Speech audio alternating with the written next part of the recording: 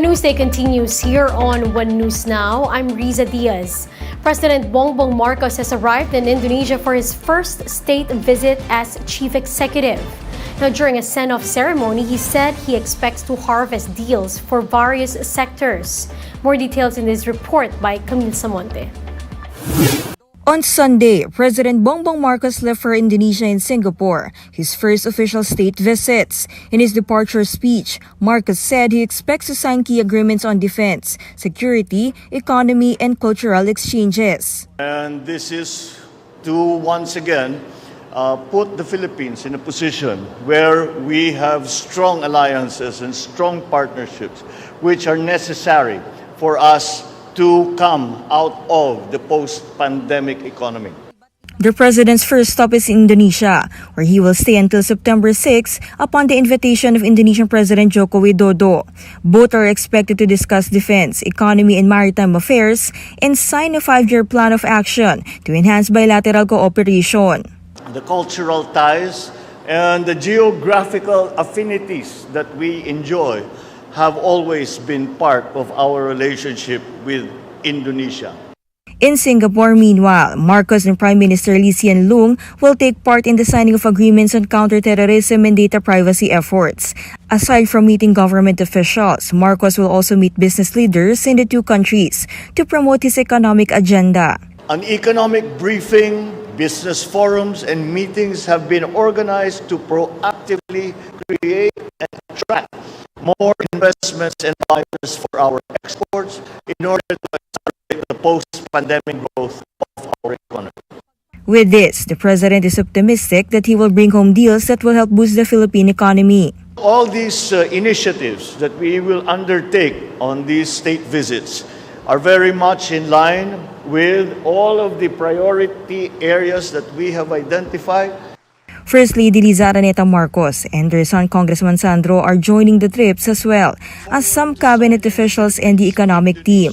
Meanwhile, Marcos Jr. has designated Vice President Sara Duterte as officer in charge while he is abroad. For News 5, Camille Samonte, We Are One News. An expert lauds President Bongbong Marcos's choice of Indonesia and Singapore for his first state visits as chief executive. In an interview here on One News Now, international security studies expert Professor Rommel Banlaoi said Marcos Jr.'s visit to the two countries show the world that ASEAN is essential to the Philippine policy or foreign policy. More so that Singapore and Indonesia are both co-founding members of the association. It's an exemplary way to demonstrate to the whole world that President Bongbong Marcos prioritizes ASEAN as the cornerstone of our foreign and security policy in the Indo-Pacific, especially that the Philippines is one of the founding members of ASEAN. Meanwhile, Banlaoi is expecting the support of Singapore and Indonesia in accelerating the discussion on the code of conduct in the South China Sea, as he noted that the two countries are the most vocal in the matter. He is also hoping that counter-terrorism cooperation will be talked about during the visits, citing the upcoming 5th anniversary of the Marawi liberation. I look forward to see the two countries also deepening their cooperation in the area of counter-terrorism in order to prevent foreign terrorist fighters to use Southeast Asia as their major area of operations in Asia. We'll be back with more stories after the break. Keep it here on One News.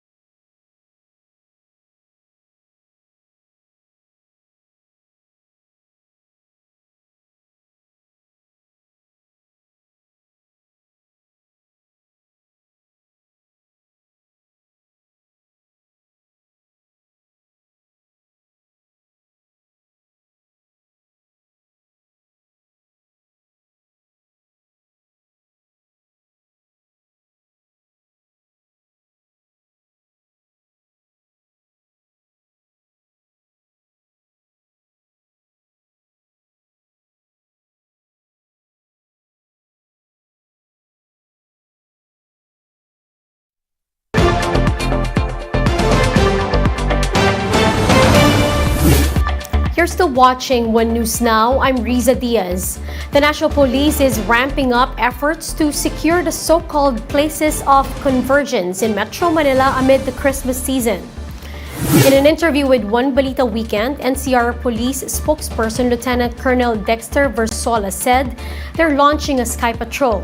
The group will utilize PNP helicopters to make rounds in Metro Manila.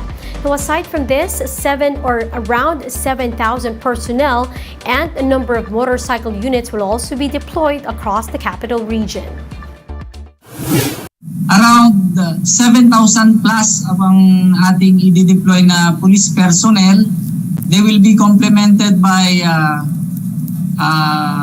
ko-complement po sila ng ating mga mga security guards, civic volunteer organizations, at ang programang Safe NCRPO po ay they will be complemented, hindi lang po yung nakikita nating beat patrol, but kasama po dyan ang ating mobile patrols. This includes yung ating mga motorcycle units kasi alam po natin na bumalik na rin po ang volume of traffic. And asahan din po natin ang ating tinatawag na Skype Patrol. Let's now take a quick look at today's other top stories. The Social Welfare Department says the third leg of the educational aid distribution went smoothly. On Saturday, almost 90,000 beneficiaries received assistance amounting to over 220 million pesos. The National Police reports that index crimes are down by at least 11% during the first 2 months of the Marcos administration.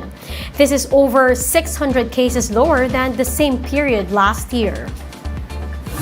And Typhoon Henry, with international name Hinamno, has exited the Philippine area of responsibility, but it is still expected to enhance Habagat, which will bring rains over Luzon.